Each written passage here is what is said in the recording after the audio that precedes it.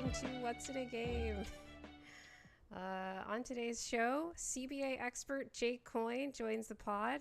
We're breaking down the CBA, the first apron, the second apron, whichever aprons Denver's using to be cooking up a storm this offseason, honestly. But first, the Valančiūnas trade is finally made official. So that means Denver's backup center situation is resolved, right? Right? Stay tuned. Welcome back to What's in a Game. I'm Grace Jean here with the man, the myth, the urban legend, the stat squatch. How are you doing today, Jake? Too kind of an intro, but I am doing excellent. It's been a really good month. I've been really happy to see all the stuff going on across the NBA and excited to talk about it a little bit today.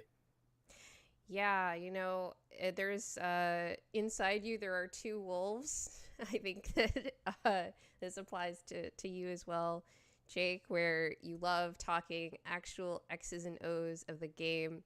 But one of the things that makes the NBA offseason and, by extension, the trade deadline, as well, and I talked about on a prior show, so interesting is player movement and the different combinations of players that you can put together on these teams in order to create the beautiful game, or, in the case of some teams, some really ugly basketball as well. But that's the fun of this sport, I think. Totally. So as you can, well, I don't know if you guys can see this because a lot of the time Will is on the show, but behind the curtain. But Will is unfortunately sick today, so I'm going to ask everybody who is joining the show to give me some grace, pun intended, as we go through the tech of the show again today. Will should be back next week to both be on the show and also work behind the scenes. I cannot emphasize enough how much I appreciate everything that he does behind the curtain, because once you're there, you're like, oh, this is like operating a spacecraft, basically. Like, it is rocket science. Hey, Grace is doing two people's jobs today, and I certainly couldn't do it myself. So we're happy to have you pulling so much weight. And thank you for being on the show with me today, Jake, as my guest. Couple of programming notes before we get started on the show.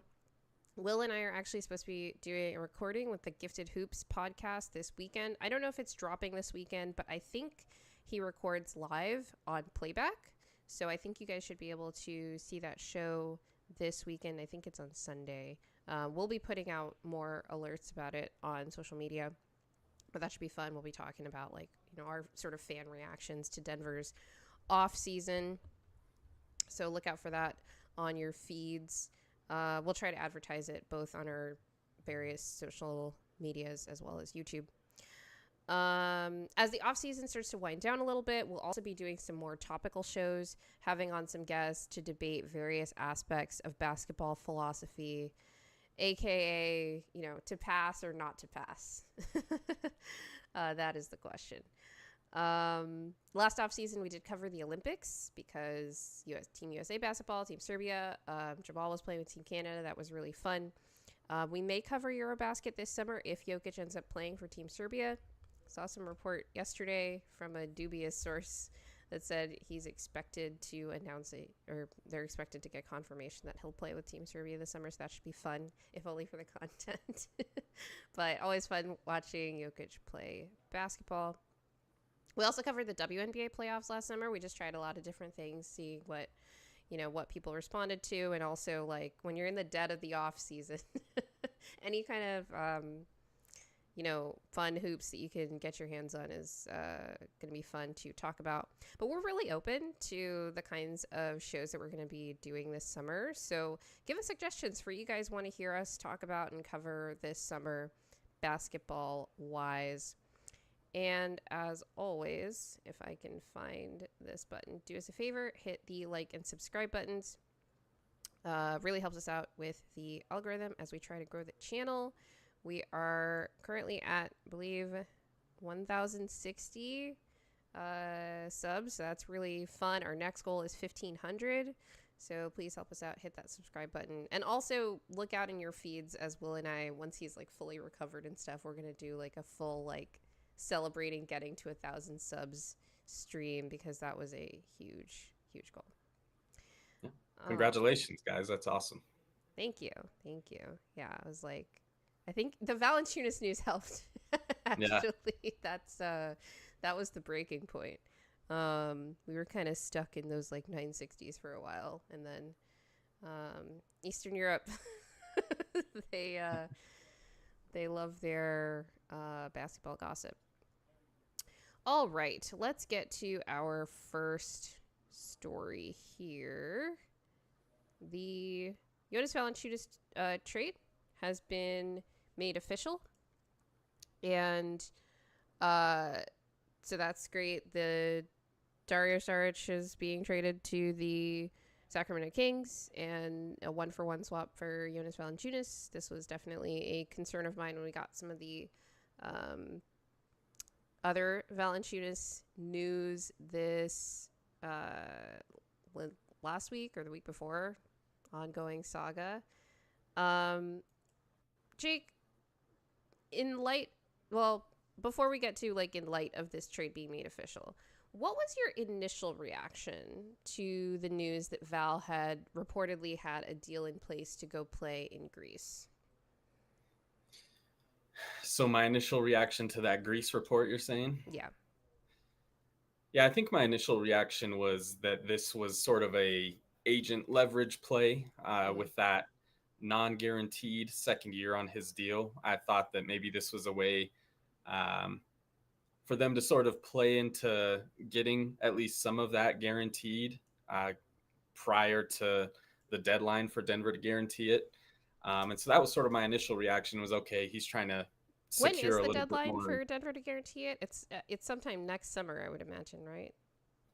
Yeah, I'm trying to remember. I don't know if there's a specific deadline on it, but if there isn't, then it usually has to be guaranteed by about the middle of the regular season next year. So okay. So just for reference, everyone, Valanciunas has one full season currently guaranteed on his deal that the Washington Wizards gave him when they signed him last summer. So he had 3 years on that deal, the third year being non-guaranteed, right? And so when Denver traded for him, it's effectively an expiring contract with like, a lot of people have been calling it a team option, but it's effectively that. I'm trying to see. Yeah, it looks like the deadline for guaranteeing it is June 29th of next year. Okay. Yeah. Yeah. So I think, that was my initial reaction was, hey, is this some sort of leverage play? But, you also do recognize where the guy is from, sort of his career earnings he's had in the NBA. And I think there is like a reasonable sort of method that he could take where he'd actually just want to play overseas. And so I think it made some sense even from a non-financial perspective for him, just considering some of those other factors. But certainly my first reaction was, hey, he's trying to get a little bit more guaranteed money here. Yeah, no, I think I saw that take a lot. And so I wasn't like it just sounded like a weird situation. So I didn't immediately jump to like, I guess so that means he's gone. Hey, Swipa. Yeah, there was a lot of that out there. I noticed of, people taking that early report as sort of a guarantee that he was actually going to take off. And maybe this was just a salary dump for Denver without getting a player back technically because he'd get bought out. Right. But the NBA does work closely with some of these other leagues, and it doesn't necessarily work that way where he can just go sign another contract with another league without sort of putting a bow on his NBA career first. So certainly couldn't just walk away from it. So I wasn't worried immediately about that per se. Yeah, for sure. So I have seen the reaction to this trade that I think the news just went through Was it on Sunday? What day is today? Today's Tuesday. I think it was Sunday. Okay, yeah. So this happened on Sunday, that the trade was made official, the trade from the Kings. And a lot of people took that to mean that this situation with Greece is like officially resolved, but it's like somewhat independent of that. The only related sort of connection between the two that concerned me when I first heard the news was, would the Kings then like go back on this trade now? Because like you said, if he was going to go back, it didn't really make sense for the Kings to trade him, because they only did the deal as a salary dump because Jonas makes more than Dario. And they were trying to get under that first apron. Obviously, they could have just been the ones to buy him out and take like zero cap hit, because reportedly Jonas was willing to forfeit the entirety of the money owed to him on the current contract. But my notes were made yesterday. I said there was no official clarity yet on the situation with Panathinaikos, and that's like semi-true. Like nothing has actually changed since this trade was made official, but we did get word from Nuggets executive vice president of whatever Venice executive vice president of basketball operations, of right? basketball ops. That's right. And and John is the player personnel. Yep. So Ben Tenzer went on Altitude Sports Radio with Columbus, Hastings, and DMAC this morning, and I'm just going to read you the full quote off my phone because I didn't get it in the notes yet. He was asked, the expectation is that he will be a Denver Nugget, and Ben answered yes. And there was another quote further in there where he said, "We were never worried about anything going on there, to be honest, with respect to the news that all these reports that were coming out of Greece, basically." And, this is like in part public posturing. So whether he believes that or not, whether he believes that they were worried or not, this is just projecting that, like, no, like he's under contract. Like this was never like a thing that we should have to be worried about because he's under contract with us. Right. I don't know if you saw those quotes that came out this morning yet, Jake. Yeah, I hadn't read his quotes exactly, but I did see that he talked about it a little. To hit on a couple things, one, going back to what you were talking about, being worried about maybe the Kings stepping out on this trade. This was something that I had a couple people ask me about. And one thing I wanted to mention was that a lot of teams have to like sequence these deals to make them work legally under the CBA. And so during this moratorium period, a lot of things get announced, or not announced, but, reported, leaked to the media, right? Yeah. Sure.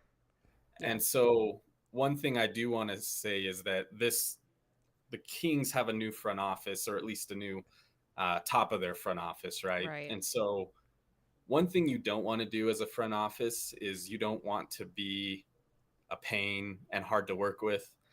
And, if you agree to a deal in this moratorium period, but then you back out on it because it becomes more beneficial for you, that can get really sticky, I think, with some of your colleagues in other front offices. And I think in future moratorium periods, why would someone trust trading with you in order to line up their sequence of events if they know that, oh, hey, Sacramento's going to back out if this becomes more beneficial for them to do so. I was never worried about that, luckily, and I think that's a big reason for it. And then kind of referring to Ben's quotes that you were just reading there, I think, Ben Tenzer comes from more of a legal background, right?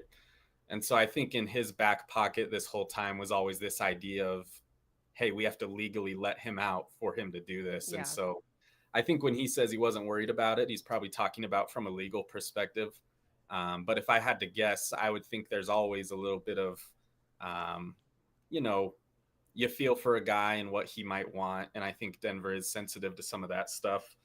And so I don't think it was ever a complete non-worry, but I think legally speaking and stuff, they've always expected Valančiūnas to be in Denver next season.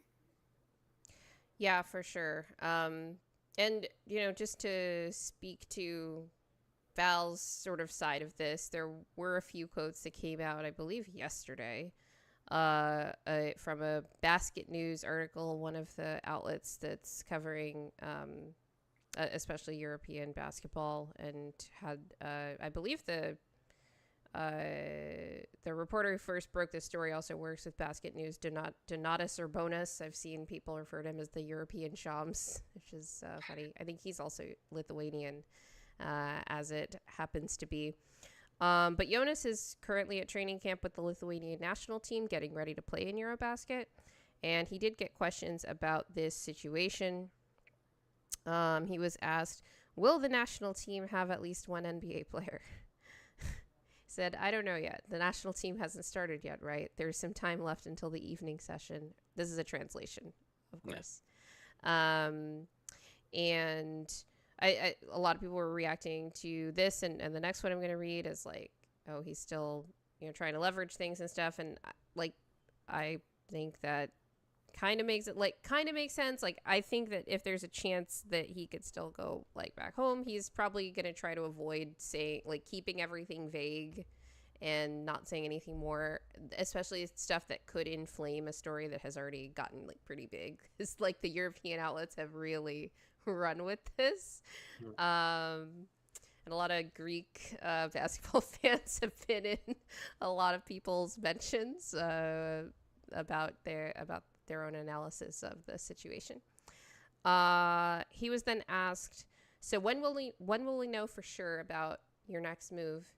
He said, when I am sure, I will definitely let you know, Valančiūnas said with a smile. You'll be the first to hear, and I won't even have to say anything. So, didn't say anything with that answer. Very, very Eastern European sense of humor. Just based on the people in my own life, honestly. Personally, I'm not too worried about the situation from Denver's perspective. Every report about Val's professionalism in the situation is that he is a consummate professional and wouldn't make this a big thing. Now that there's a difference between that and sort of unequivocal enthusiasm for the situation, of course. But my thing is when it comes to Denver's backup center situation, it can't get worse than what we've had. So even if Val decided to half-ass it, I'm nope, still want you on the floor over some of the alternatives, especially at this point, because there were definitely, and we're going to talk about some of the other alternatives as we get deeper in the show, and how Denver could maneuver if they wanted to find an alternative in this situation. But some of those options have been taken off the table just because we are this deep into the offseason. A lot of the good free agents have been taken up, and so you're looking a lot more at trade scenarios for the most part. Yeah, so I think, just talking about, alternate routes and stuff. I know a lot of people were interested in the Al Horford thing. That's sort of been reported all along the way to be sort of either Warriors or retirement is what it sounded like. Yeah. And it sounds like that remains the case. So prior to the Nuggets sort of structuring this Valanciunas deal the way they did, which is that they absorbed him into the Michael Porter traded player exception. Prior to that, you did have the option of trading for guys using that traded player exception. So talking about Rashawn Holmes, talking about Robert Williams. These are guys in that salary range that they could have pivoted to. But I think them absorbing Valanciunas into that TPE is probably a sign that they're confident that he's going to be in Denver and playing next season. And, I think it is exactly like what you were saying. I think the bar for him to impress is probably pretty low for a lot of fans, at least. And I think he'll be able to do a lot of really great things as a backup center here. And I think, for the first time in a while, if Jokić has to miss a few games, I think Denver can reasonably expect to still win because of this new backup center that they were able to bring in. We just got a comment that absolutely scared the shit out of me. HMU is referring to Richaun Holmes, who just got waived from the Washington Wizards, and my mind immediately went to DaRon. I was just like, what is happening? Yeah. That would have been crazy. Oh my! I'm like, really didn't like what they saw in summer react league. to any more crazy stuff live. Like it's been a lot this off season already. Yep. Richaun Holmes that would have been a crazy news drop for sure. Oh but yes, Richaun Holmes, Washington Wizards. Yeah. Okay. Yeah. Okay. But great analysis. Will all good HMUs.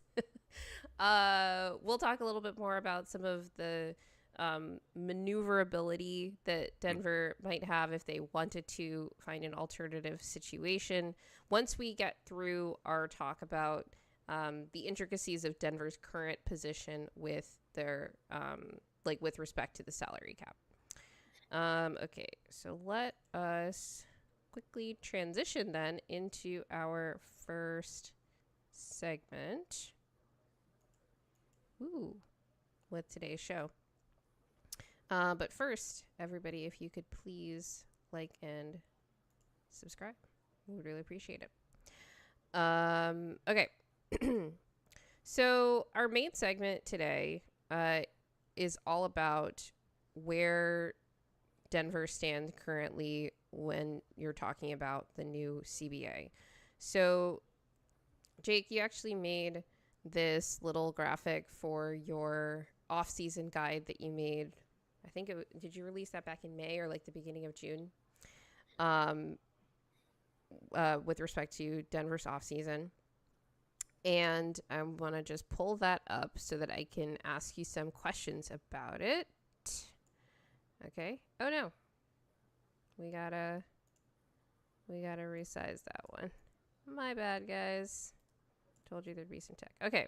So nice little timeline of the different positions that Denver could be in when it comes to their salary cap situation.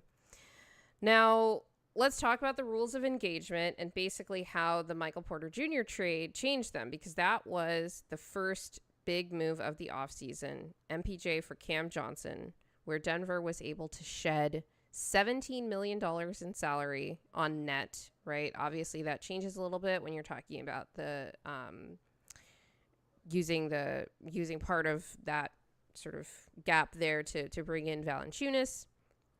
But that trade took them from a first apron team to a second apron team. Can you explain what that meant for Denver's roster building capabilities? And you can use this as a reference as you go through that. Yeah, so it's actually kind of the opposite of what you're saying. So they were from a second apron, from a first apron team to an under the first apron team, I should say. Yep. And so basically, when you're over the first tax apron, it's going to introduce a lot of penalties. So we hear a lot about the second apron penalties, and we can go over those if we think it's relevant. But speaking for the first apron, that's sort of a benchmark that allows a lot of financial flexibility. So if you're below that and you stay below that, you open up the bigger mid-level exception, which is almost 3 times as big as the taxpayer mid-level exception that you'd get if you were above the first apron, as well as it opens up some better trade rules when you're underneath that first apron. So when you're above it, you're limited to dollar for dollar trade matching. So if you trade $5 million out, that's the maximum amount you can get back. And that changes quite a bit when you're an under apron team. So there's some different bands of salary matching, I guess you could say. But for example, had Denver wanted to structure it this way, they could have used Dario Saric to straight up trade for Valanciunas. The way they ended up doing it was sort of using the Michael Porter traded player exception. So it's a little different, but they did have the option to use this just straight up salary matching. And so you can do that. And then when you get into the season, we're also talking about things like buyout guys. When you're above the first apron, you can't bring in a guy who gets bought out if he made more than about 14 million prior to his buyout. That's right. If you're under it, you can bring in those guys. So let's say a Chris Middleton or a Marcus Smart, if they get bought CJ out McCollum. during the season. Yep, CJ. There's plenty of good examples this year, really. But if some of those high salary guys get bought out, Denver can bring them in here around, March or April, which they couldn't have done, had they still had Michael Porter and been above that first apron. So now they're floating a little bit underneath it, and they'll be able to use a lot of different flexible moves to try and get better during the season if they want to. Whoop, sorry. Right. So in terms of roster building, we're talking about the dollar for dollar match rules are relaxed a little bit now that you're under the first apron. The being able to sign buyout guys that made more money than before at the deadline is something that is also there. There's also the sign and trade options, right? Which Denver is not exercising in particular, but that's another thing that changes under the first apron, right? Yep. Yeah. So you cannot get a guy via sign and trade if you're going to end up above that first apron at any point during the rest of the season. So, certainly had Denver wanted to, they could have looked into those options. So that rule actually is what helped us get Valančiūnas, because the Kings wanted to complete a sign and trade for Dennis Schroeder from the Pistons, but they were over the first apron, so they had to get under it by trading for a lesser salary in Dario Saric, in order, and that's how we got Val for nothing, basically, right? Yep. And so Denver was able to take advantage of a team that was in a relatively vulnerable position because of these rules in order to get something done on our end. Yeah, and I think that's probably one of the keys to being a team that's sort of right under that first apron is you need to look for opportunities where you can add talent for cheap asset-wise because you're able to help another team out. So, using traded player exceptions to help absorb money. One other thing you can do, I didn't mention this earlier, but if you're under the first apron, you can actually use your mid-level exception to trade for players. That's one of the new things under the CBA. And so you can absorb money that way. So there's definitely, when you're an under apron team, I think there's more opportunities to add talent without really gutting your team's assets. And I think that's what Denver will certainly look to do during the season, as it seems like they'll go into it with an open roster spot. So you're getting some comments that your volume is too low, so let me just turn that up a bit. How is that, Bad Shroom? Yeah, are we hearing? This was an issue last episode too. So, all right, let us know if you can't hear me good. Okay, we'll check back on that in a bit. Hopefully that is better now. Okay, so, let's transition over into talking about a bit on the second apron.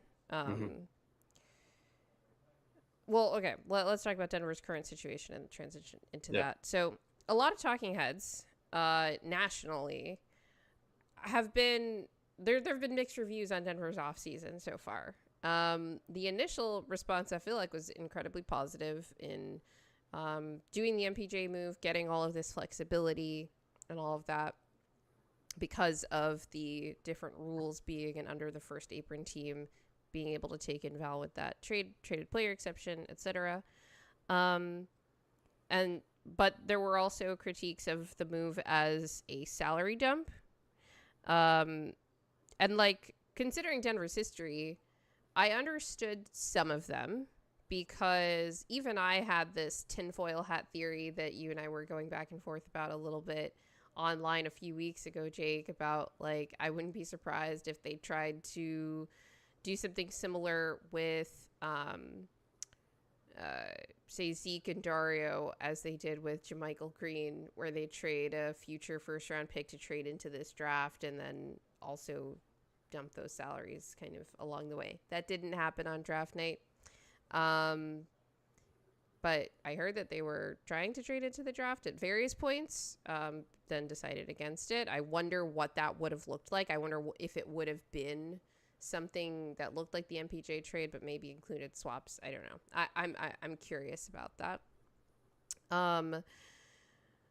But in because of how close to the second apron Denver was and was definitely going to be next year when you consider both Christian and Peyton's upcoming extensions, which we'll talk about in a little bit more depth in the next segment. Do you agree that Josh's trading Jokić comments that he made at Ben and John's introductory press conference indicates that Denver is treating the second apron as a hard cap? Yeah, it's a good question. I would say that it's probably viewed as pretty close to a hard cap, about as close as you can get. But I also don't think that's sort of unique to Denver. I think that's probably how a lot of teams and ownership groups feel, is viewing that as a second apron, or viewing that as a hard cap, the second apron. So yeah, if you're asking me, like, do I think Denver, I'll put it this way. If Denver had a chance to get a lot better by going over that second apron, I think they would take it. Like, I don't think they're so limited to it that they're going to refuse a chance to really improve the team to stay below it. But I do think they make plans and they plan to stay below it. So, not a hard cap in like the 100% can't surpass this number way. But I think it's about as close as you can get for sure.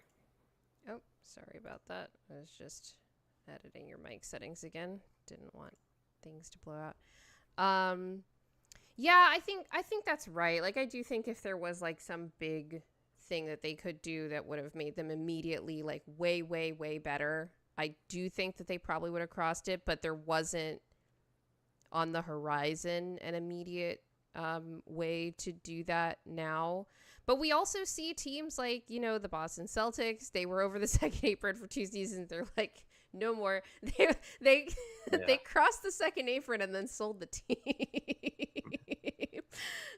Which was, I was like, well, that's a dramatic reaction to the thing with the second apron. Is we talk a lot about the roster building implications, which we won't get into in depth in this show today because it's not really relevant to Denver anymore. But things like, frozen draft picks at the toward the back end, and then not being able to use any of the mid-level or even taxpayer mid-level exceptions.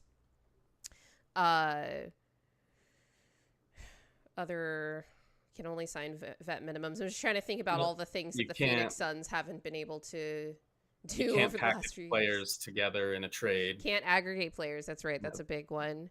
And then you freeze your future draft picks as well. Exactly. Can't trade those. And then if you're in it too long, they get moved to the back of the draft, which if you're a good enough team, like, doesn't necessarily matter to you. So I don't know how effective that rule is if the goal is to reduce spending, because I feel like if a team is bad enough that their draft picks are not already at the back of the line, they're probably going to cut back on spending. But the Phoenix Suns exist, to be fair. So, but to me, I'm like, let those teams keep spending all that money. It's not particularly effective, just in regard to that particular rule. I do think, though, that the Josh quote, where it basically turned into something like, well, if we went to the second apron and like someone got injured, we might maybe have to think about trading Jokić, and we don't want to do that. And then obviously there was an immediate freak out to those words because you included the phrase trading Jokić in there. I thought Miroslav from DNVR's Serbian Corner had the best quote about this of anybody that I saw after the fact, where his interpretation of Josh's words were Don't ever ask me about the second apron again, you MFers. Which is what I think sparks this this conversation about whether they do view the second apron as a hard cap, right? Because it felt like a very strong, like, wow, we just leapt like 4 lily pads to get to that that rationale of like, what if we had to think about trading Jokić? It seems like they really don't want to talk about this second apron thing.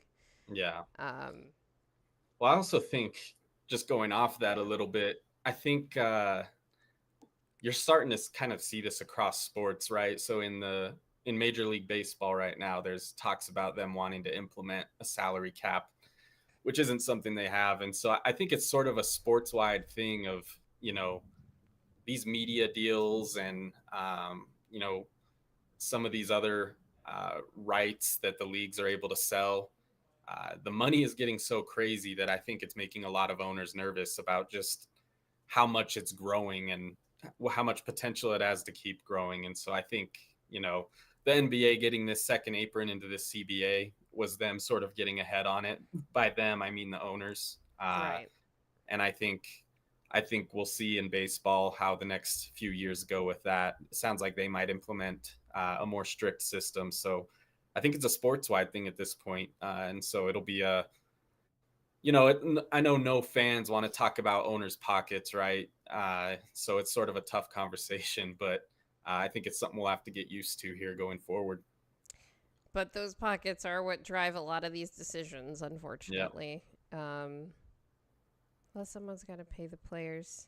The nice thing about it in the NBA, and I'm actually working on a piece of this right now, is that they, like, despite all the things that happened in the new CBA that maybe a lot of players are upset about, maybe a lot of fans are upset about, they do have a relatively and absolutely strong players union relative to these other leagues, and so they have like very strong revenue sharing rules and everything like that.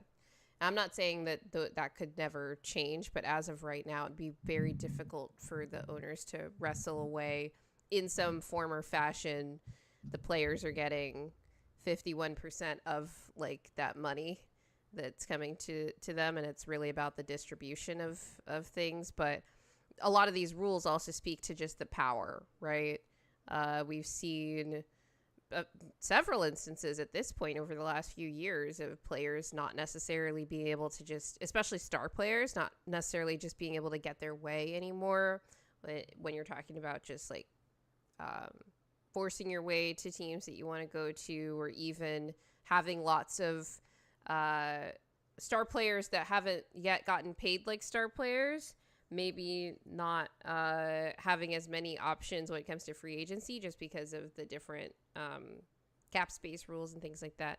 But the Players Association also got some things like a salary cap implemented that says, hey, Houston Rockets, you can no longer only spend 30% of the cap on your player salaries, so you have to stop being like the worst basketball product in the league. And then they completely turned it around in one season, just like paying vets. Right. Yeah. So back to the MPJ trade here. You actually had multiple different frameworks in your off-season guide for breaking up the core, and you had a lot of different or not a lot, but a few different options for what it could look like if Denver traded MPJ. I just want to go through some of the alternatives that you'd suggested. The idea in all of these was almost all of them was effectively to get deeper. There's one exception that we'll talk about, but I want to just talk about how this trade for Cam Johnson 1-for-1 and the 2032 stacks up to some of those alternatives. Mm-hmm. So the first one was John Collins and Colin Sexton for MPJ, Dario, Hunter, and the 2031 first round pick. And then while you're going at this, could you explain to me what the Jazz are doing trading Colin Sexton for Jusuf Nurkic? Yeah, so I'll hit on that one first. I don't know what the Jazz are doing exactly. That Colin Sexton trade was incredibly surprising how little he went for. If I had to guess, I think in their minds they're thinking, hey, our lottery luck has to look up sometime. And I think they're really hoping that next year is the year that the lottery gods or whatever come through and give them the pick that they think they deserve. So I think that's probably the Jazz mindset right now.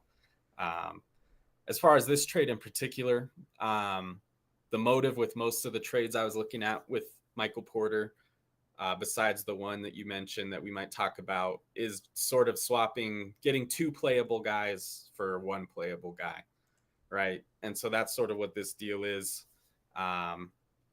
You are moving Dario and Hunter Tyson, I believe it was, but those guys aren't in your rotation, and you're getting back two players who would be in your rotation. So the Collins and Gordon fit, it isn't as perfect as like a Cam Johnson fit is, clearly, but it was one that I thought could work, and that I thought was a reasonably good use of assets there. I think Collins was a reasonably good replacement for Michael Porter, and I really like the things that Sexton would bring to the table off the bench. So that was sort of the motivation behind that one. Yeah, yeah. I think it made some sense. We talked about this one, I think, the most in depth on the last time you were on the show. Mostly because I was like, why are we giving the Jazz the 2031 first round pick here? Well, in hindsight, you would Yeah. be really correct, right? Looking Yeah. at what Collins and Sexton went for. So, props to you for That's calling crazy. that one. I Yeah. did not think that the Jazz viewed Colin Sexton that lowly, to be fair. Yeah. So that was one of those like bad process, but I got there eventually types of logic. So the next one that you had was a trade with the Bulls. So it would have been MPJ, Zeke, and the 2031 first round pick for Patrick Williams, Kevin Huerter, Ayo Dosunmu, so 3-for-2 trade here, and the Bulls give us a 2029 second round pick. Yeah. Yeah. So similar idea there as far as bringing in a higher number of players than you're sending out. Patrick Williams is a guy who I'm not really sure would crack the rotation reliably in Denver. But he'd at least be a borderline rotation guy. You mean even the regular season rotation? I'm trying to think who I'd compare him to. I could see him being like sort of what Strother was last year, where it was like, oh, I'm not planning on him playing every night, but in the regular season, he'll be in and out of there a good amount. I think it might be something like that. But that's tough for $18 million a year.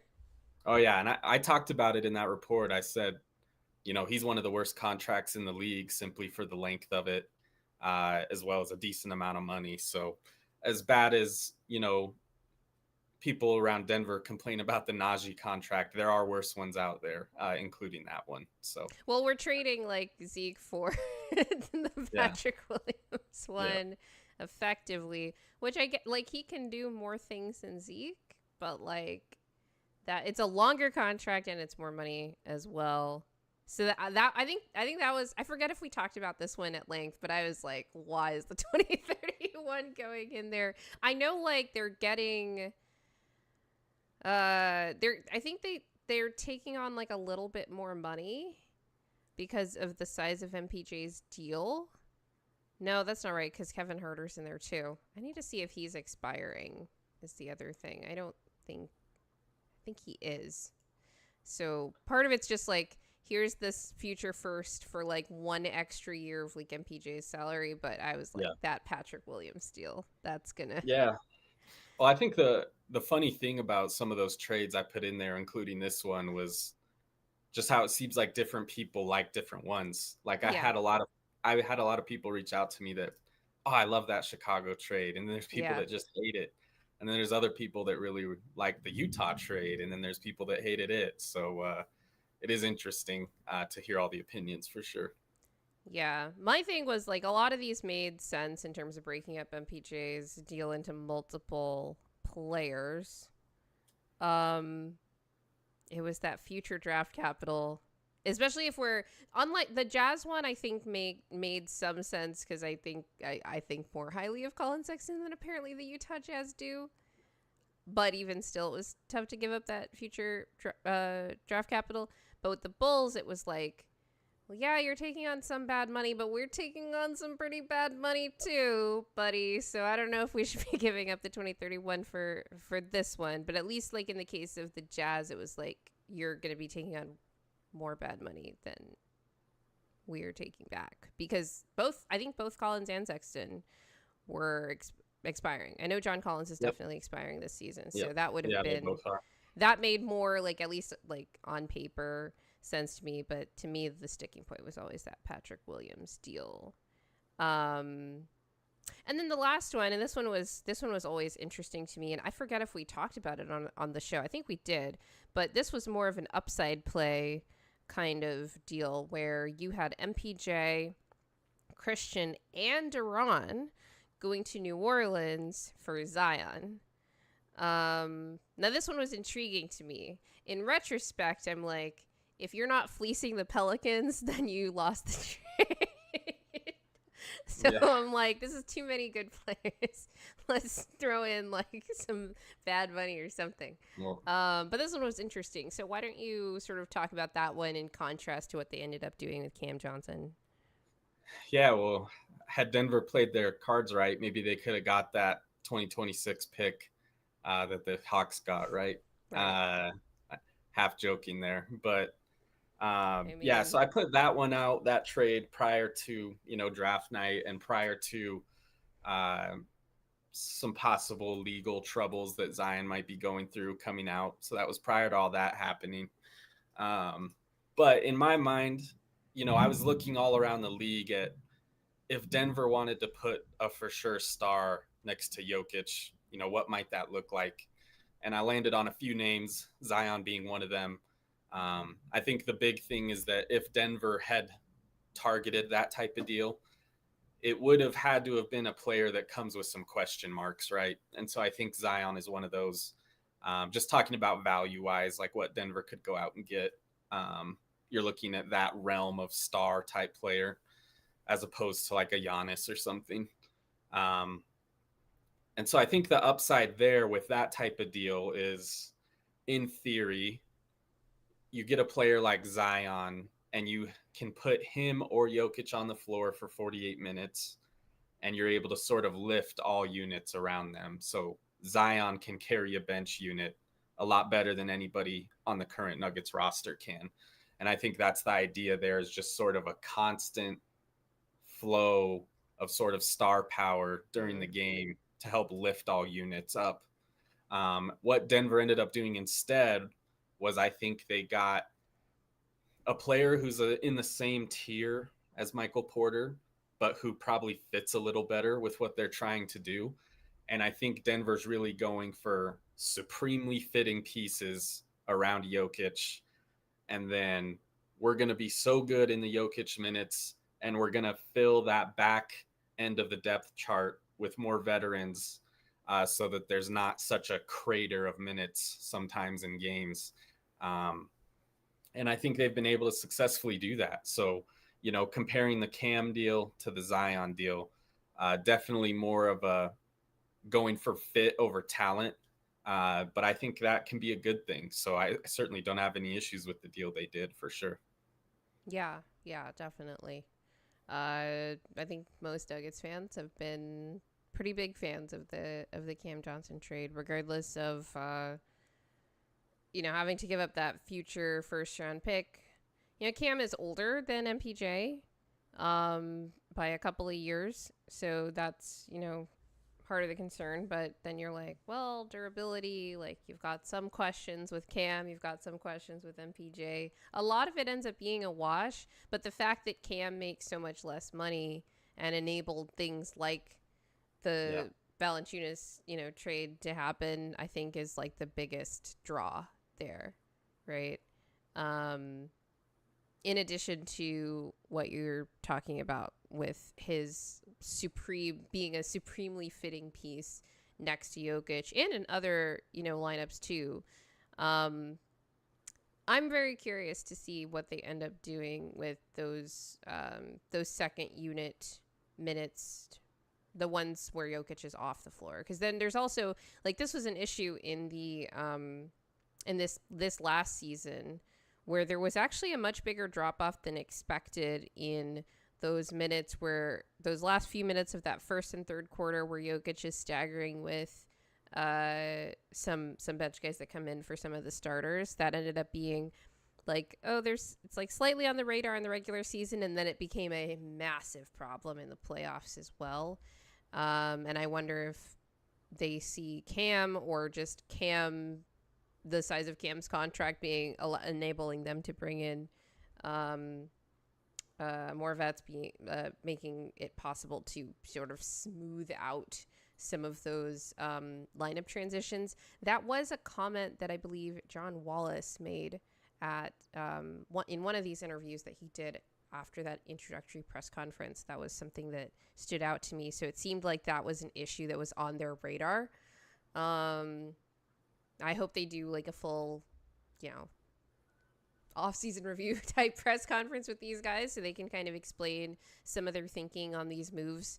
I'd like to know more about their roster building philosophy, but it seems like for right now, they've been pretty just kind of opportunistic with, with the deals that they've gotten done. So that's cool. Yeah, I think, probably one thing you look at going forward with Denver in that way is, at least one question I'd ask myself is I'd look at every depth piece and I'd say, if this player gets injured, how are we going to hold up? Because what you don't want to happen is, Valančiūnas gets hurt, and now it's like, okay, we are back to last year's problems, right? Like, you want to try and shore that up a little. So, like I said, they have an open roster spot. I don't know that they'll do anything with it immediately, but I think it's like you said, they'll be opportunistic and look for ways to bolster the roster however they need to, whether that's a big or a wing or a ball handler. I think it could be any of them. So we'll see. Yeah. All right. So since we're talking about Val, let's move on to our next segment here, which is all about the Valanciunas trade. And digging into that a bit more deeply. But before we do that, everybody, if you could please hit the like and subscribe buttons. If you appreciate our content, we appreciate you. And we appreciate you even if you don't appreciate our content, because you're watching it anyway. All right, so getting back to Valanciunas. When the Dario for Val swap was first announced, was your immediate reaction, before you realized the situation that the Kings were in where they just wanted to get into the first apron, was your immediate reaction, oh no, what did Denver give up to get off of Dario? Well, the funny thing there is I don't think it was oh no, because Denver simply doesn't have that much to give up. Yeah, true. So half of me was like, I was surprised, I saw that notification come across and the players involved. I was like, oh, there's got to be something else involved here, right? Some other small thing. But I think it just kind of goes back to what we were talking about earlier. When you're an under apron team and you have some financial flexibility, you're able to be more opportunistic. And I wouldn't even call it taking advantage of a team as much as taking advantage of a situation. Other teams have players they're targeting, and you're able to help them get those targets by taking on certain players. And so I think it's a massive credit to the front office and, being aware of things going on around the league and jumping on that deal probably as soon as they heard about it. So initial reaction, certainly surprised that it was nothing else involved. Definitely happy to hear about that. So. Yeah, for sure. Now on the mechanics of the deal, you basically alluded to this earlier in this conversation, where Denver ended up taking Val into the traded player exception that they generated in the MPJ Cam swap. And I've seen you make the case that it was better for Denver to do the Val and MPJ trades separately, despite what I think is triggering a hard cap at the first apron. Correct. But because they're taking back more money than they sent out, with Dario making $5 million and Val making $10 million. Could you explain what it means to be hard capped at the first apron, i.e. versus being a first apron team? Like, what do those terms mean? And then explain what the benefit was for Denver to do these two trades separately as opposed to just making it one big 3-team deal, as was sort of speculated early on after the trade was first reported. Yeah, so talking about what it means to be a first apron team, that just means that there's this certain salary number, and if you make a move or a transaction that's called triggering the apron, that means at no point during the rest of that season can you surpass that apron salary number. And so that includes even like if you have guys with incentives in their contracts, you have to account for those, because if they hit all their incentives, you cannot go over the first apron. And so there's a number of moves that can trigger that first apron. We talked about earlier, getting a guy in a sign and trade, that would trigger that first apron, and you can't ever go past it. There's a number of them, but specific to this deal, one of the ones that triggers the first apron is using what's called the expanded traded player exception. And basically what that means is it's expanded salary matching. So if you traded Dario for Jonas straight up, that is a legal deal, even though one makes 10.4 and the other makes 5.2. That's a legal deal based on salary matching, but since it's using expanded salary matching, it triggers a first apron hard cap, which means you can't go over that the rest of the year. What Denver decided to do instead of triggering that first apron hard cap was they completed the Michael Porter deal, and it left them with a $17 million traded player exception, which is the difference between Michael Porter and Cam Johnson's salaries, right? And so what Denver decided to do was they said, we're going to take in Valančiūnas into that 17 million, and it'll leave us with 7 of that left over. And then we'll send out Dario, and that will create its own traded player exception of about 5 million. So now Denver, instead of having a $17 million exception and being hard capped, what they chose to do instead was they have no hard cap, and they have a 5 million traded player exception and a 7 million traded player exception. Those were kind of the two roads you could look at. Does that make sense? Yeah. Question about that then. So basically, Denver used the $17 million traded player exception to take in Valanciunas' $10 million contract. But that leaves $7 million of that traded player exception just there for use this season? Yes, correct. Oh, yep. I see. And so they didn't trigger a hard cap. So Denver is not hard capped at the first apron this season. Nope. Denver currently holds no hard caps because they haven't used that expanded salary matching. They haven't acquired a player in sign and trade. They haven't used their mid-level exception. So no hard cap as things currently stand. And then a 5 million and a 7 million traded player exception. Those cannot be combined, but they can be used during the season if they so choose. Yeah, that is very savvy on Ben's part, honestly. I thought that using the part of the traded player exception, I guess that makes sense, right? Because you can use traded player exceptions even if you're over the first apron. So it doesn't make sense that using that to take in like salary more than you're taking back would hard cap you at the first apron like it normally would. Yep. Okay. Yeah. Okay. So with trade exceptions, Denver's free to use those during this year.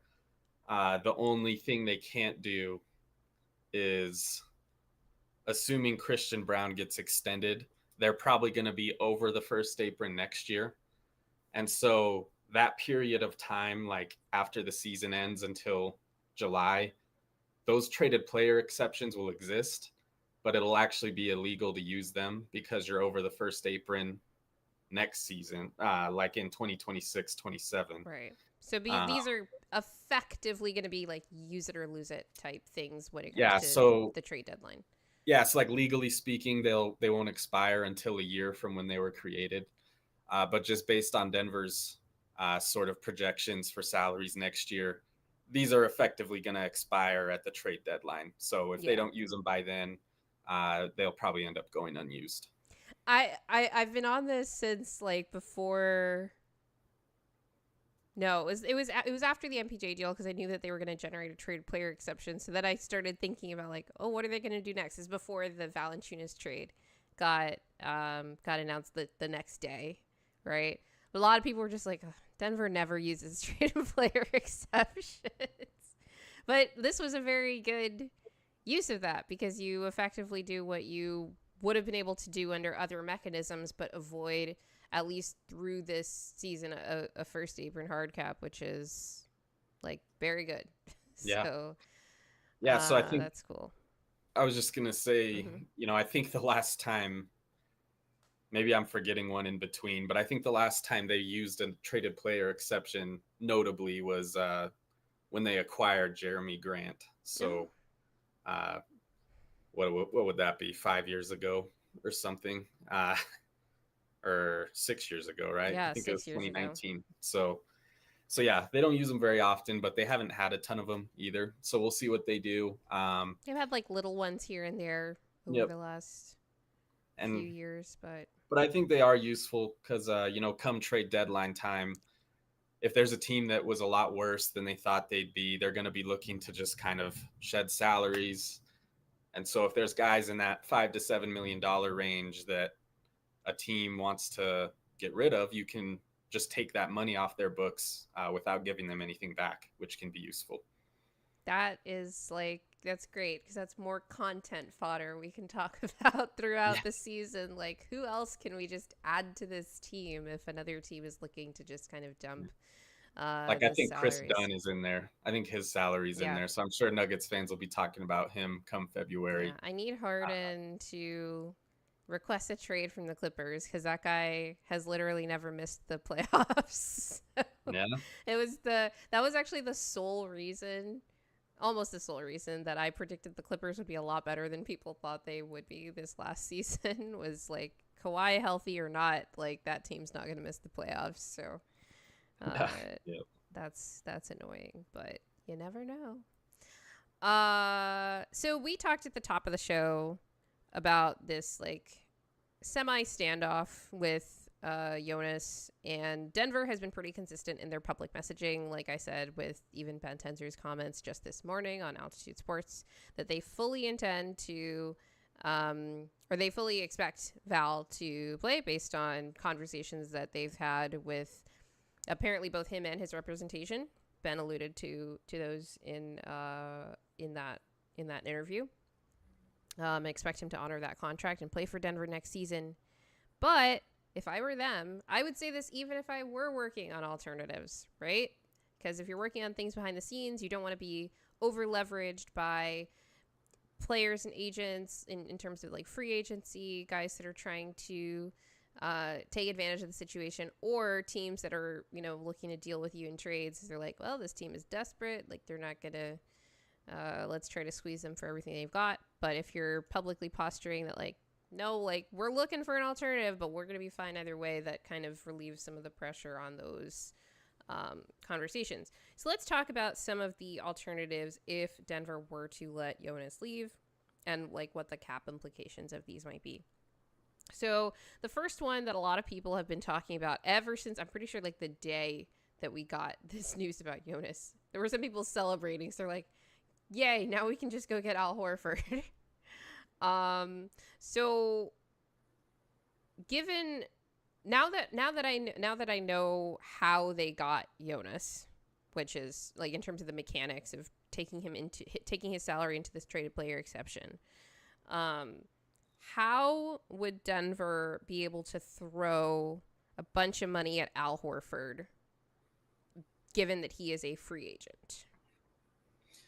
Yeah, so I think the way that people were thinking that would happen is, you know, Valanciunas would get bought out and he would surrender all his money, like the Vazankov deal last summer.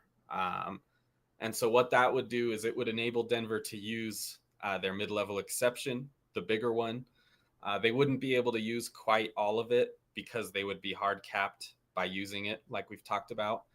But it would open up, I think, about $13 million, which they could then offer to Horford or whoever they might choose to offer it to. But Horford's the one a lot of people have talked about, and I believe the Warriors will probably end up just offering the taxpayer mid-level, which is about 5.7. So in theory, you could double up their offer to Horford to get him to come to Denver. But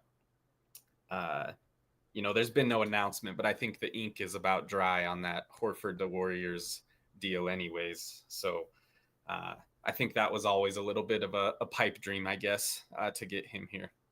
Yeah, it sounds like you said earlier, it seems like he's deciding between the Warriors and retirement. There's like little drips of like rumors of like other teams are interested in him. I'm sure. I think I've heard the Lakers on and off over the last couple of weeks, and yesterday I just saw something that the Hawks are trying to make a run at him. The Hawks have been very aggressive this offseason. That's going to be an interesting team to assess going into next year for sure. But I also don't think that he is a realistic option for Denver. Although I don't blame people for thinking like, hey, he was going to announce this, or like it's been a while and he hasn't announced this yet. Whether he's going to retire or not, whether he's going to be a Warrior or not, like that hasn't been reported, not like announced, but reported. Maybe he's waiting to see what Denver's situation with Jonas like is getting resolved. I don't know that he's not considering Denver in that, but it does sound like it's more about the question of like, do I retire or not? And I wonder from the Warriors' perspective, the longer that goes on, the more they're maybe sweating from their side, because they like need a good big, especially after losing Looney to the Pelicans. And I don't know what's going on with that team. Yeah, I have a feeling, and we'll see if I end up right on this, but I have a feeling that as soon as the Kuminga situation gets straightened out, I think there will be a Horford announcement shortly after. So we'll see if that ends up correct, but I think that'll be the case here. Yeah, no, that makes sense too. Because then they're just super sure that what they have is the taxpayer mid-level.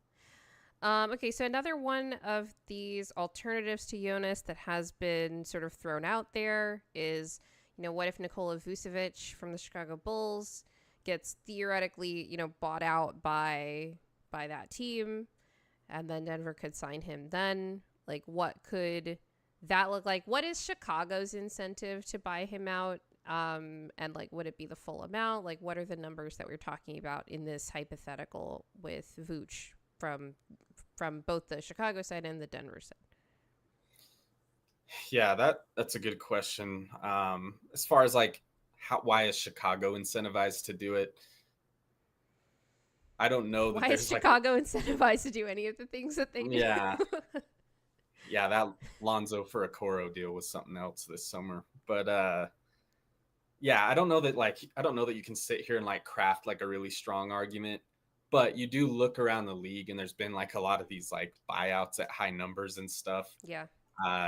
And I think you can at least reasonably say like it might be in the cards, just because like if you were to sit here and make like a list of buyout guys, he would probably be pretty high on it as far as like most likely to get bought out. Yeah.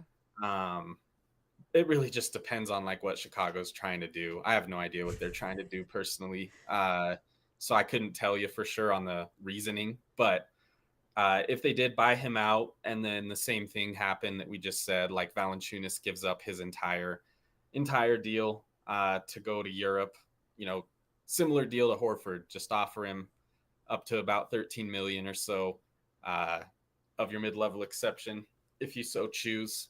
I think he would probably be a little bit better of a player at this point than Valančiūnas. So really, I do think so. Yeah. I think we've seen a little bit of a slide with Valančiūnas on his post-up scoring. Hmm. I think he's still really good as like a roll man and stuff. But I think we have seen a little bit of a slide. It's not like they're, Vuč wouldn't be like a massive upgrade. I'm not saying he's a tiers ahead of Valančiūnas by any means, but I think he would be a little better. But regardless, He and I think Jokić that's are best friends also. yeah. So there's certainly like a chemistry element in there as well. I think it's just a lot of ifs though at that point, right? It's Yeah.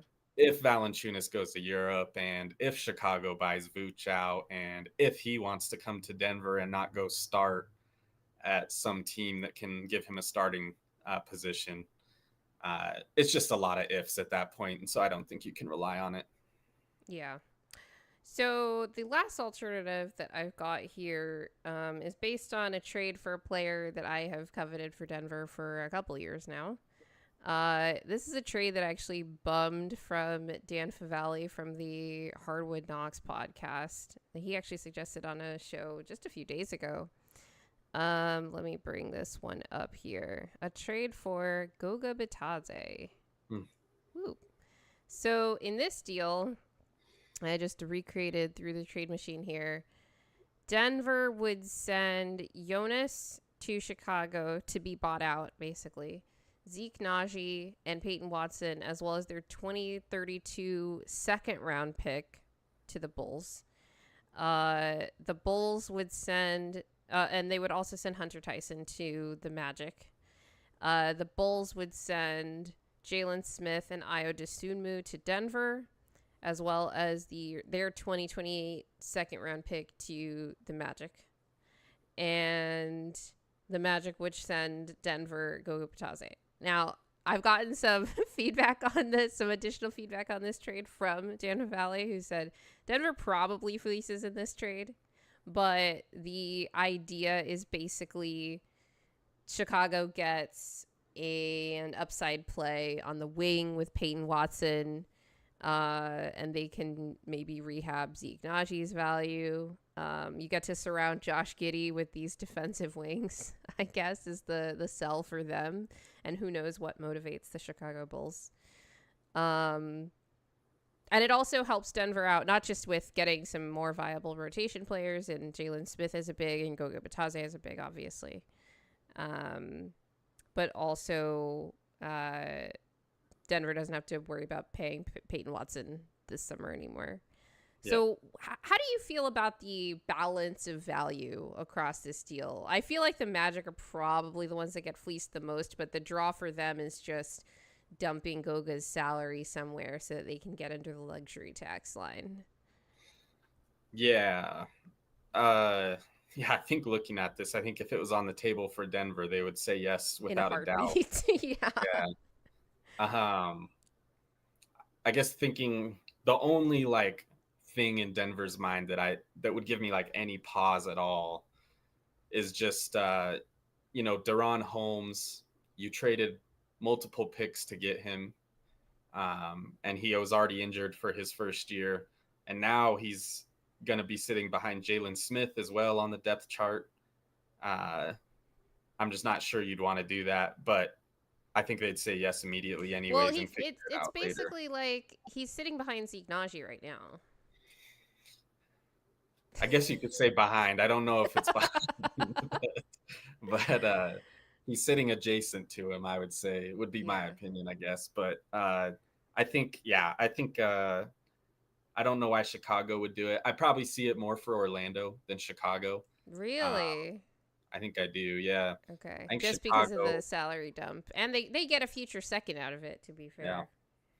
I mean, Chicago does that deal. They're not really getting any meaningful draft capital. And now you're sitting on 3 years of Zeke Naji and Patrick Williams. And it's just man, that's not a great look on your books. So I don't know. Probably see it the least for Chicago, I'd say, but yeah, absolutely probably. Yes. But absolutely yes for Denver. The idea is to take advantage of the Chicago Bulls. Yes. So. Yeah. Yeah, I have no idea whatsoever what that team is even trying But to do. I will say, just speaking like from a general perspective, Mm-hmm. Goga Bitadze is someone that I had in my offseason report as a target, and I think that's certainly a not only gettable, but I think it's a target that would make sense if this Valančiūnas thing doesn't work out. So definitely a worthy target to talk about, I think. Yeah, for sure. I love Goga. I'm a Magic fan as well, and my thing is like they don't play him a lot, Yeah. so it feels and his deal is more team friendly than Zeke Naji's was. I sort of grouped him in with some other bigs that got similar-ish extensions around the same time, but his doesn't have the fourth year player option. And he's a better player, so Yeah. that would be I think that'd be a pretty sweet get. To be honest. All right. So would you be excited about Hunter Tyson going to your Magic then, or no? Oh, he would get cut immediately. That would be a or they would just, maybe not necessarily. I don't know how they feel about having an extra roster spot at this point. Yeah. They're only rostering 13 players at the moment, which is what makes me think that they are like trying to maneuver a way out of the luxury tax. They need to sign at least one more player before the start of the season, and they are just like a couple million over the luxury tax right now. So this is why this sort of trade is still in my head, not on the table, because it like a trade for Goga with Denver or like this particular one with Chicago is probably not great in terms of value considering how good of a player Goga is, even though they don't use him that much. But I do think that they are going to try to maneuver to get under the luxury tax somehow. And if they're going to do it some way, it would be nice if it was this way and Yeah. helped us out. All right, before we move on to our last CBA segment here, please hit the... Whoa. Uh-oh. Like and subscribe's not working. Well, that's unfortunate. Please hit the like and subscribe buttons to help us out as we grow the channel. All right. Let's move on to here. So this is just about the other offseason moves that Denver has made. They got Tim Hardaway Jr. and Bruce Brown on vet minimums. No player option, by the way. Were you surprised that both of these players took minimum deals, first of all, but also with no player options at all, considering like these are pretty good players that I didn't think would be in the vet minimum range? Both of Yeah. them. Yeah. No, I was surprised. I was actually calling into one of the radio shows here in Denver kind of shortly after that Bruce Brown trade, or not trade, but the Bruce Brown signing. And at that point, they hadn't announced that it was a minimum. And they had asked kind of what I thought his salary would be. And I said, oh, I think it'll probably be some of this MLE, but maybe it's the minimum. I said, I think he probably gets more, but maybe. And I still feel that way. You know, I think I was surprised that was the case. But I think in the back of my mind, I was probably also thinking, I wonder if this was talked about like 2 months ago and they weren't sure what they could offer. And so they kind of But settled on Bruce them. was the first. Bruce was the first Yeah. signing after the MPJ trade happened, and then the Bruce news happened. Yeah. And Will and I reacted to both live on the show, so I was like kind of surprised that like if he was gonna get a minimum, that it happened on day one of free agency, for Yeah. sure. And so then I guess on Bruce, the last thing I'll say is Yeah. I think so because of some work reasons and stuff, I've watched a lot of Toronto games the last couple years and some of Bruce's other stops as well. But Bruce hasn't played like I think a lot of Nuggets fans probably think he's capable of playing the last couple years. So, Yeah. you know, his value isn't what it was when he was a free agent after the title here in Denver. So, and he's been a little bit nicked up as well. So, but then talking about Tim Hardaway Jr., I think that one was probably even more surprising to me. Yeah, for sure. First of all, So I thought Detroit was going to try to keep him probably yeah, at a smaller number than he was on, but I thought he was like a good vet for them and all of that. And it seemed like they were, besides the Malik Beasley like stuff, we're going to try to like keep the group together. But I guess with like Jaden Ivey coming back and all that, they were just like gone entirely and just let him go. So yeah, definitely surprised that he was a minimum guy. Yeah, I kind of wonder, like, with that, as far as we've heard, that Beasley situation kind of came to the team's attention like not that long before free agency started. Yeah. And so I kind of wonder, like, did Tim Hardaway kind of get lost in the shuffle there where it was like, oh, we're losing Beasley. We have to like pivot to another starter or borderline starter level player. And Tim Hardaway kind of just got left out of the mix there. I don't know. Because I think if you're losing Beasley, I think he's the type of player you might want to keep around. But yeah, I think we heard a few days ago, or I guess it was last week, right? He had that podcast with Cam Johnson on it. And he mentioned that he had gotten calls from a number of teams, right? Yeah. So it wasn't just Denver in the mix. And so I think it's always a little surprising if you're Denver, just because of some of their free agent history and kind of the market they're in. You don't always get the best players on minimum deals. But I think Hardaway Jr. is an excellent example of a guy who I think is betting on himself. And if he has a good year here next to Jokić and the Nuggets, he's going to price himself out of their range next summer. And I think that'll be a good thing for all parties involved, right? So definitely the type of guy who I think might get a payday next year if he has a good year. Yeah, he smiled real big on that podcast when he talked about playing with Jokić. And, as much as I think a lot of people are thinking like, oh, this guy just like really wants to play with Jokić and play in this system and get lots of shots. He's probably also thinking about like the ability, just value rehab potential in this role as well. And the payday that could be on the other side of this. And that's not a bad thing necessarily at all either. So just like for reference on this though, in terms of the free agents that have come to Denver in the last few years that took vet minimums without player options, it was just Justin Holiday, DJ, and Vlatko.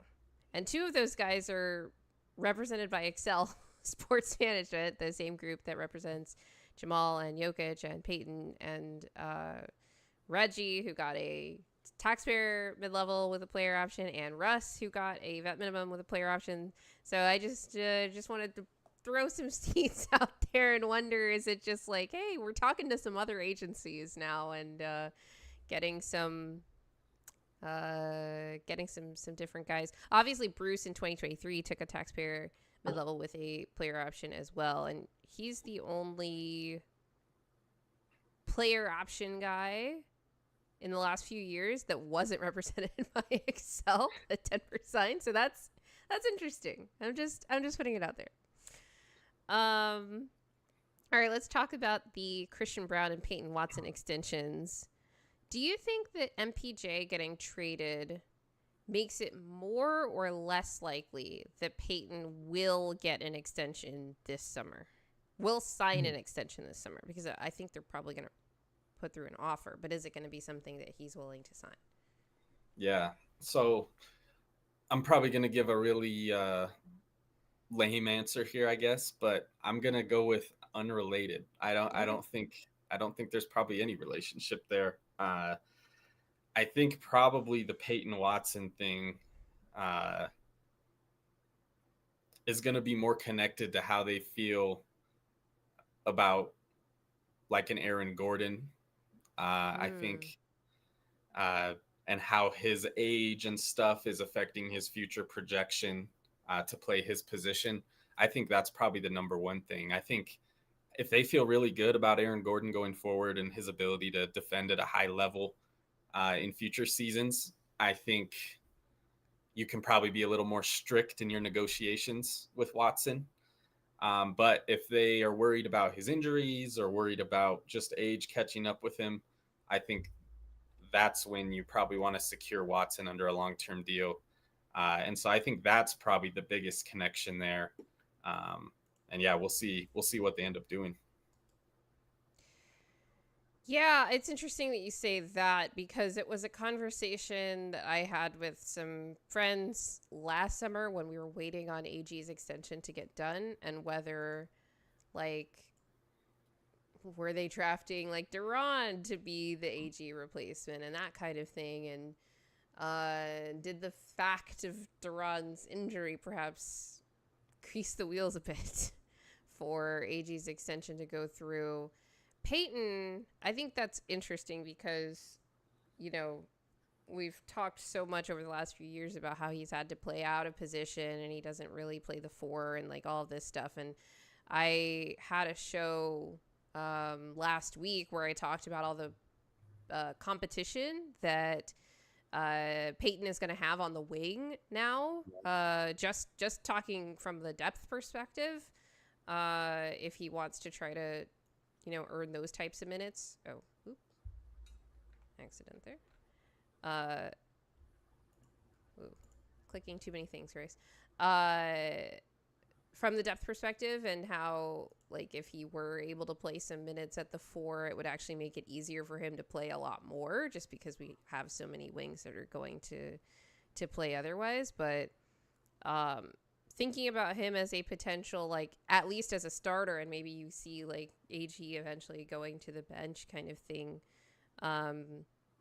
like, replacement for AG is kind of scary given where Peyton's development is right now. Yeah.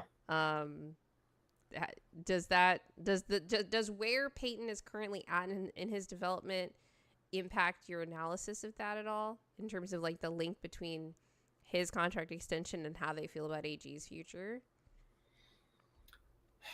Yeah. So I think, you know, Peyton and Aaron both hold a like not identical, but sort of a similar defensive skill set, I guess you could say. Um, as far as like the type of personnel they can guard, they're certainly different defenders, but um, they're uniquely equipped to guard certain kinds of players that I don't think every player on Denver's roster can.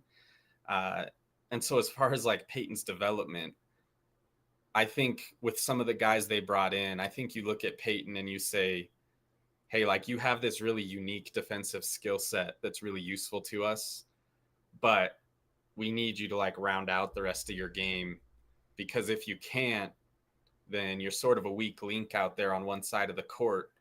I think he's even an occasional weak link on defense as well. Yeah, I agree with that. And so I think you just have to tell him like, hey, you know, Bruce or Tim Hardaway, these guys can play some at the three. And we have guys that can play at the four. And if we're not able to round out the rest of your game, we're going to have to play some of those guys over you. And so I think Peyton's development really has to come a ways, both on the mental side, defensively. And I think he needs to improve his shooting on the offensive side a little bit. So it's a tough one. Yeah, Peyton Watson's development, it's a really tough question, tough thing to evaluate. And, you know, it's almost surprising, I guess, that he's already extension eligible because you feel like you haven't seen a ton of him.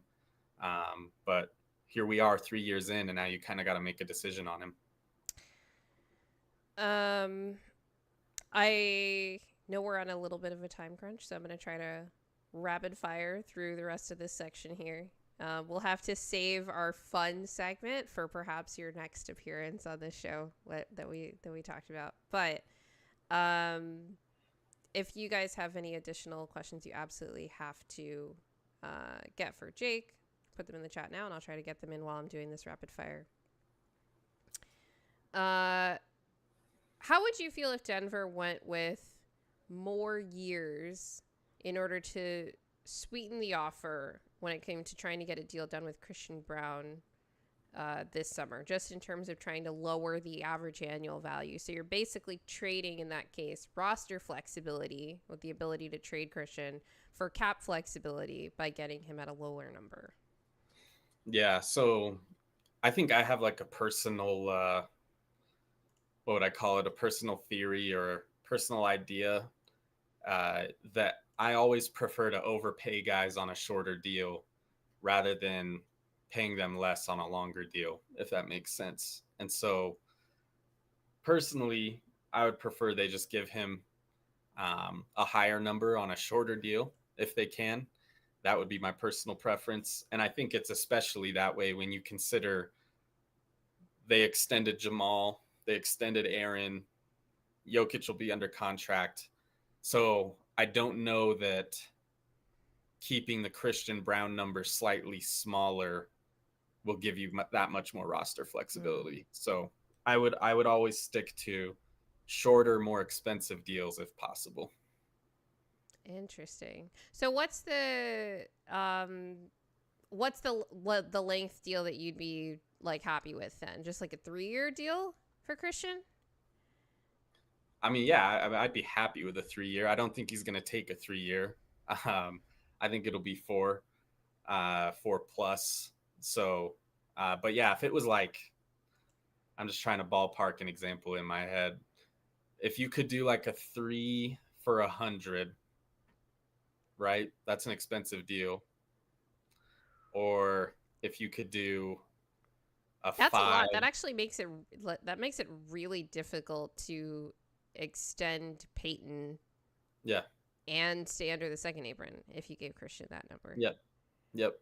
But if it was like a 3 for 100 is probably a little high, but just ballparking some round numbers. If it was 3 for 100 or a 5 for 145 or 150, I would probably take the 3 for 100 before I would do the other one.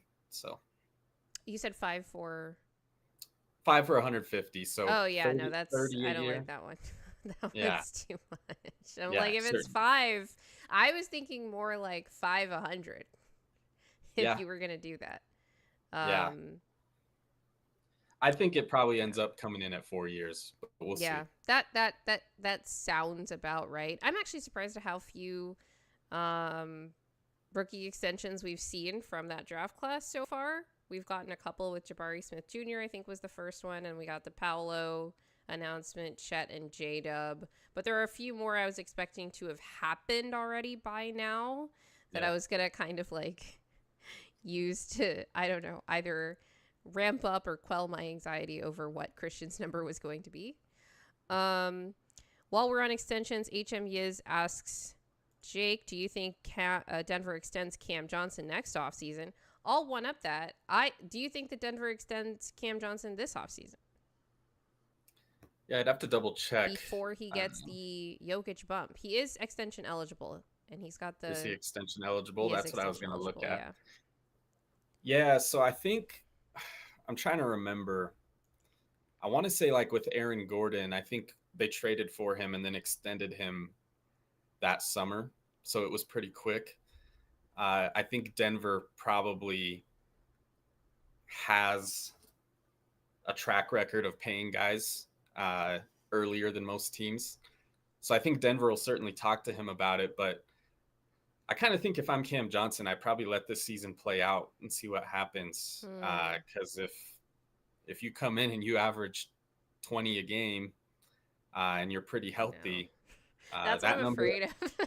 I'm like, maybe they should just extend him now. Playing next to Jokić too, like. But yeah, like if Denver could go to him this offseason and get him at a reasonable number on a 3-year extension, I would do it for sure. But if I'm Cam, I'm waiting a year. So that would be my opinion. Yeah, because they invested a lot in you with that future. That future first, so they're probably gonna want to pay him at some point. So it's like, well, maybe now is the time because you're extending off a pretty reasonable number, and if you could get something done before he gets the Jokić bump, that would perhaps be advantageous. Just scanning here to see if I have any other pertinent questions. So I think that the two. In my mind, the two, like, this roster isn't yet, like, perfect in my mind, or, like, completely optimal things, or I think they need one more backup ball handler, and I think the forward depth is not great at the moment, because you're basically just, behind AG, you're just talking about Zeke Naji and DaRon Holmes, who is a rookie coming off, an Achilles injury. Would you rather that Denver address either of these deficiencies or both now in the offseason, or to leave that final roster spot open for a midseason trade or the opportunity for a buyout? Yeah, so for me, I would probably address it sooner than later. I'd probably do it this offseason. I would lean towards personally a ball handler because it sounds like from what we've heard, they kind of expect Bruce to do some of that on the second unit. Yeah. And like I mentioned earlier, he hasn't been like the healthiest guy the last couple seasons. And so I would certainly lean towards ball handler. I would do it this summer before the season. And part of my reasoning there is that come trade deadline, Hunter Tyson and Jalen Pickett are both essentially expiring contracts. So they'll both be having a team option for the following season. And so if you address a need now and then you need to open a roster spot later, I think you can do it without too much of an issue. So I don't know that you need to worry that much about keeping it open. So I would address it now, and then if you end up needing a spot for a buyout guy, I think you can make a spot pretty easily. Yeah, I think especially now that they're not hard capped. Now that I know they're not hard capped at the first apron, that actually opens some more possibilities that I had not considered. Like, oh no, if they're only because of Cam Johnson's incentives, if they were hard capped at the first apron, like that's less room than I thought they would have had in terms of like, you know, it's like $3 or $4 million, less than $4 million instead of like $7 million to add a guy. But now they could use those trade exceptions, even if they were to, you know, like waive Hunter Tyson as an example, to open up a roster spot. So that's cool. Okay, last question, HMEs. I'll let you ask it. Free agency or trade for a ball handler? Pick one now, real quick. Oh, man. I would just do, what would I do? Free agency. And I would, assuming Chris Paul wouldn't come here, I would do Monte Morris, the free agency. That would be my pickup. Just to like have a guy. Yep. And I think he's kind of at the point in his career where he's not going to make a big deal about if he doesn't play. And I think that's valuable to have on the back end of your roster is some guys who know like, hey, I'm here to play a role. If I don't play tonight, that's all right. So. All right, chat. Say thank you to Jake. Thank you so much for answering these questions. I have so many more that we didn't get to, but we'll have you on for a later show. I got to cut my show notes down at some point. But thanks a lot. We're going to slowly transition into just me solo while Jake heads out. But thanks a lot for being on the show, Jake. All right. Yeah. Thanks for having me. Woo. Okay. Now we go to... Whoa, that's weird.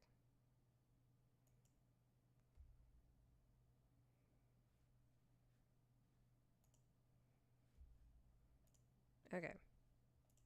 I'm still here, guys. All right. I don't know what's going on with that.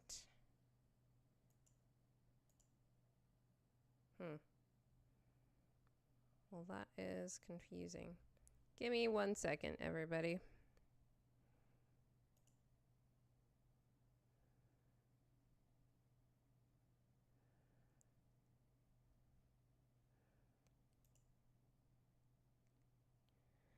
Let's see.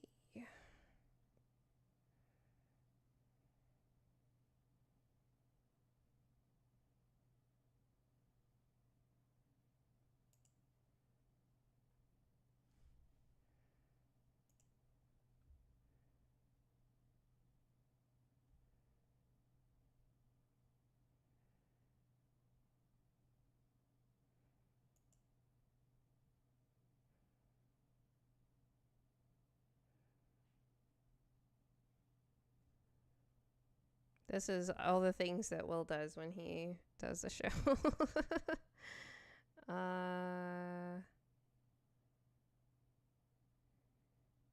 Okay, let's try this now. Oop. Okay, just me. We're here. We're back. All right. That was great from Jake, everybody. Really appreciate him coming on the show. All right. So I had a few more questions for Jake, but they weren't necessarily CBA related, just stuff about the roster. Actually, I got one related one from someone in the chat just now. Kugel channel asks, Grace, could you give your thoughts on how huge the Western Conference is getting versus the Nuggets front court? I love this question. I actually just did a whole segment on this on our last show about the land of the giants here in the Western Conference. It seems like the West has been completely siphoning off all of the centers and power forwards from the Eastern Conference. The East is like, we don't care about centers anymore unless you're Orlando, Detroit, or Atlanta, I guess, now with Kristaps, if you consider him to be a center. I guess Cat, too. Basically, the only teams in the East that are serious have centers, and none of the non-serious teams have centers. I guess Miami has Bam. That doesn't make them serious, but yeah, we had a lot of center movement toward the Western Conference, and I am worried about that. It's not why I'm worried about I'm not worried about our center depth, especially if Val stays, but our forward depth is definitely a concern. And this stood out a lot in Summer League with DaRon sort of getting swallowed up by Minnesota's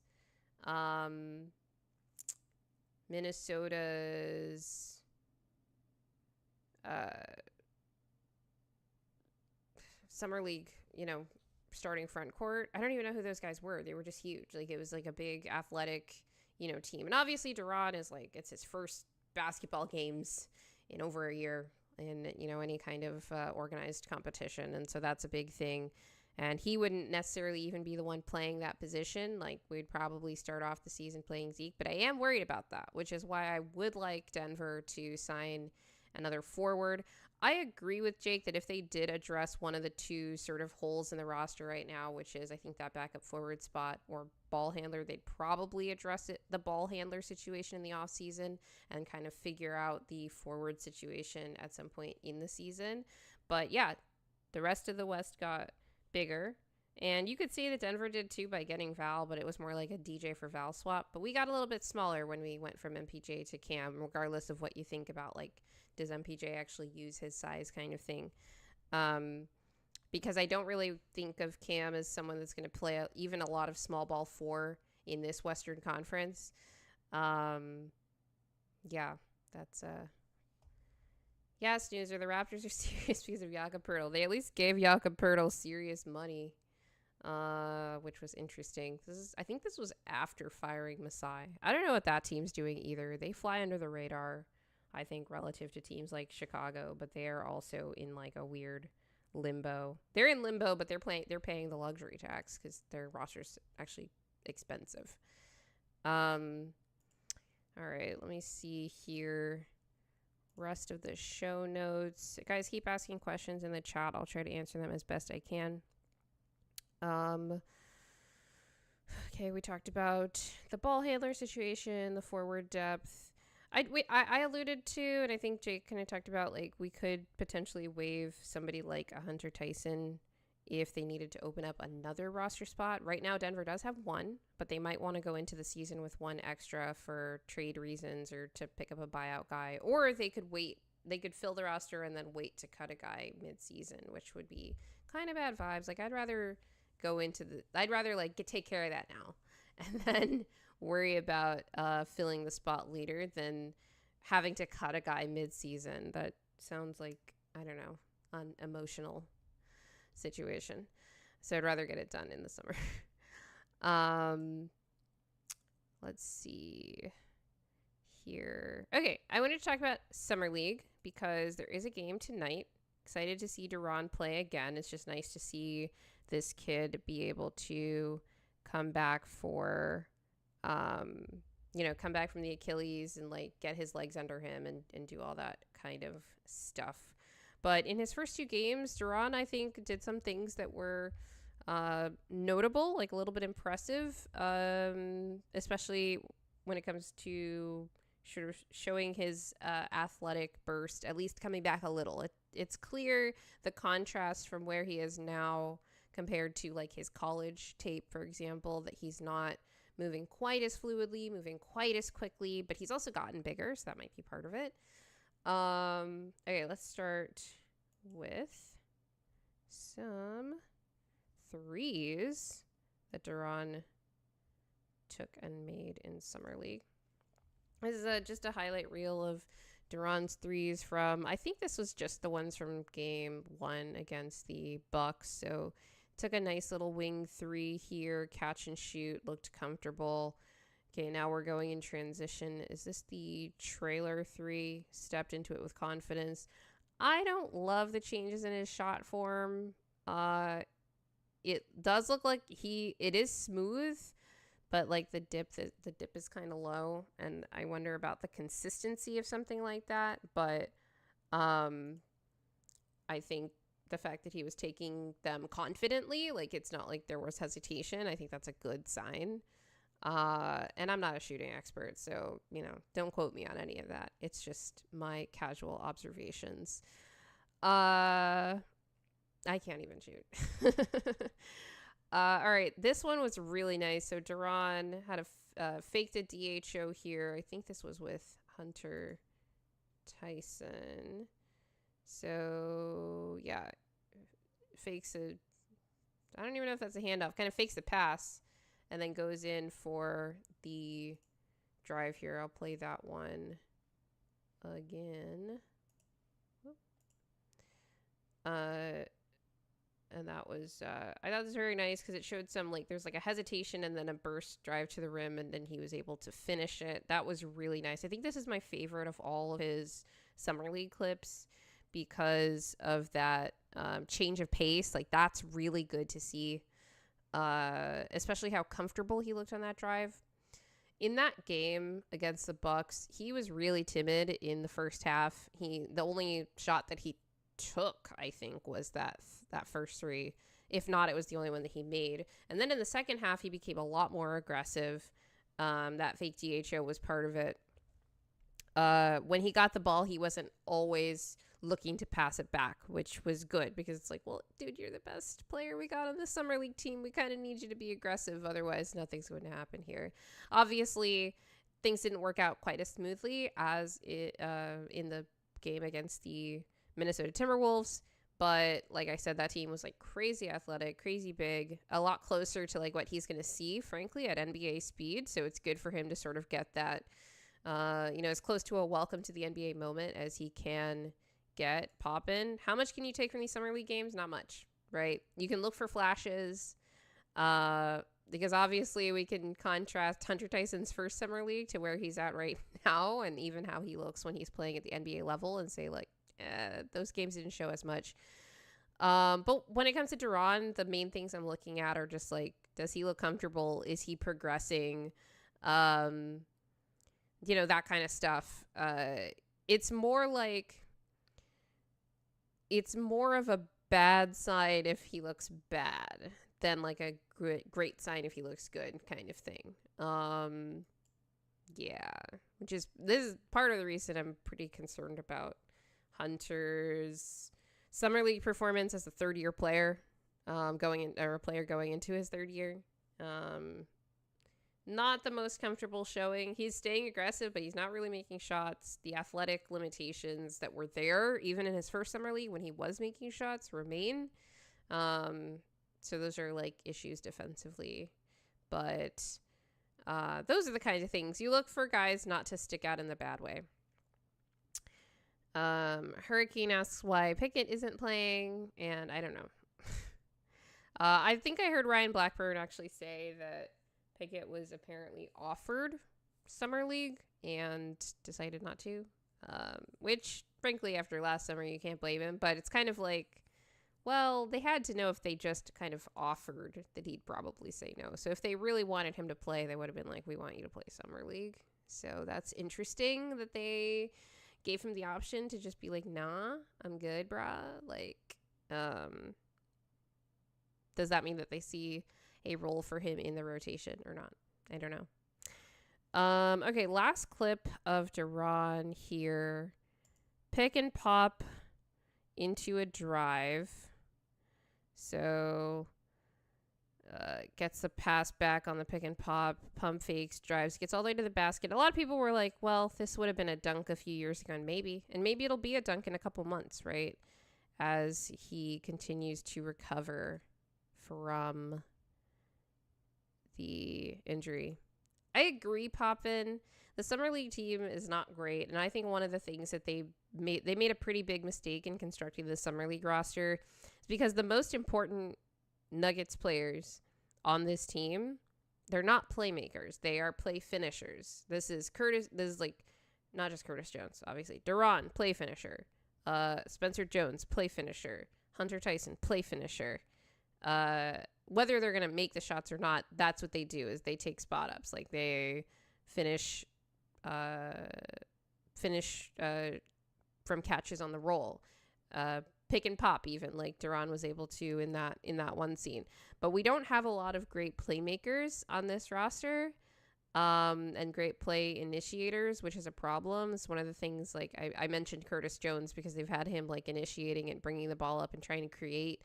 And whenever he does that, he looks terrible. But whenever he's playing off the ball, you see his value as like a movement shooter type. And I think they needed stronger point guard play on this roster in order to bring out the best in these other players. If part of Summer League is sort of showcasing these guys and trying to bring out the best in their games, you know, at least in like a low stakes setting, I don't think they're doing a great job of that with how they constructed this. Let's see here.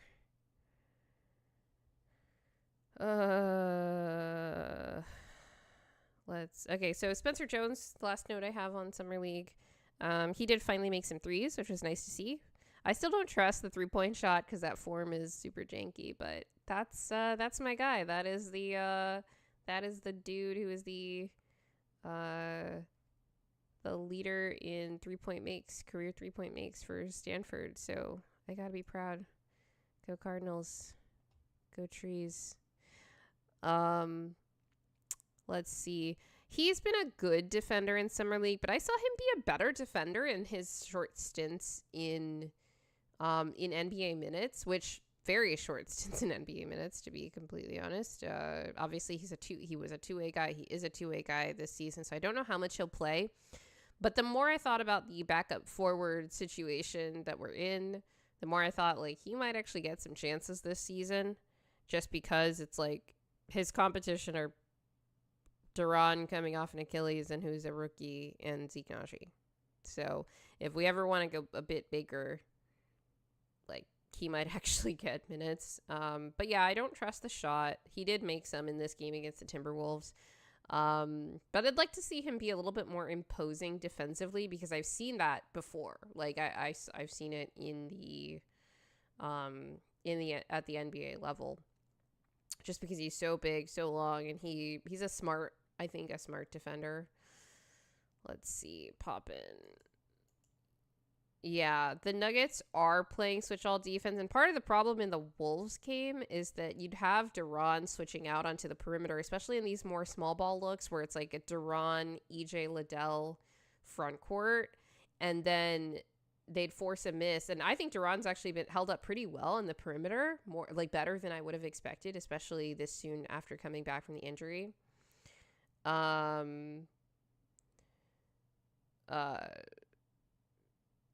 But he looked pretty good, and but what happened on the back end is similar to what goes on when you got Zeke Naji switch onto the perimeter with Denver, is they couldn't rebound to save their lives, like, at all. It was really bad. I think the Wolves had 12 offensive rebounds at halftime. That actually cooled off a bit in the second half, but I think they were just like letting us off easy because it was a really ugly game. Let's see. The Wolves defense looked more aggressive. The Wolves were just more aggressive in general. I think part of what we heard is that they were really quiet. I think Adam Mattis reported this he's at Summer League. And he talked about how quiet the group was and there wasn't a ton of communication, both with the guys on the floor or from the bench. So I'm like, this group is too quiet. If that could be a problem defensively as well. You need kind of that guy kind of yelling at everybody on the floor to like get into guys, like, hey, like get into the ball when you're guarding at the point of attack, et cetera, et cetera. So that wouldn't surprise me at all. I think the Wolves looked more aggressive in every phase of the game in that game. Yeah. Let's see here. All right. Well, that about does it, unless we have more questions here. Trying to see if I missed anything in my notes earlier. We'll be talking more about the kind of assessing Denver's roster as a whole, where they stand in relation to the league, in relation to the rest of the Western Conference. And definitely look out for that podcast that Will and I are going to do with Gifted Hoops this weekend. But yeah. Anyway, let's see.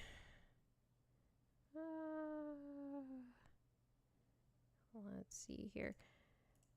All right, let's get this outro started.